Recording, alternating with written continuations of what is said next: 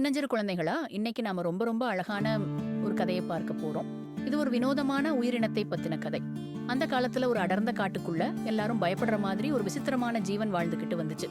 பார்க்கறதுக்கு கொஞ்சம் வித்தியாசமா இருந்ததால அந்த பக்கத்துல இருந்தவங்க எல்லாரும் அதை தூரமாவே வச்சுக்கிட்டாங்க. அந்த பாவம் பண்ண ஜீவன் ரொம்ப ரொம்ப தனியா இருந்துச்சு.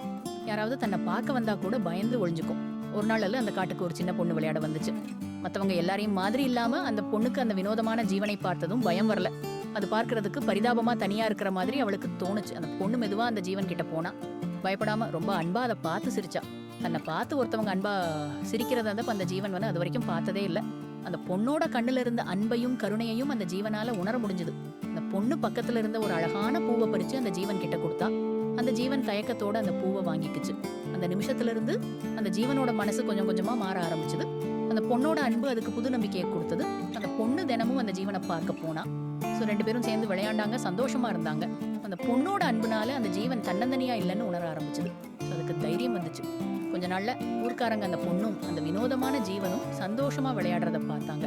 அந்த பொண்ணோட அன்பும் கருணையும் அந்த ஜீவனை மட்டும் இல்ல, ஊர் மக்களோட மனசையும் மாத்திடுச்சு. அவங்களும் அந்த ஜீவன் கிட்ட பயப்படாம பழக ஆரம்பிச்சாங்க. பாத்தீங்களா குழந்தைகளா, அன்பு எவ்வளவு பெரிய விஷயம்னு. யாராச்சும் தனியா இருந்தாலோ வித்தியாசமா இருந்தாலோ பயப்படாம அன்பு காட்டுனா அவங்க மனசையும் மாத்த முடியும். அன்பால முடியாதது எதுவுமே இல்லை.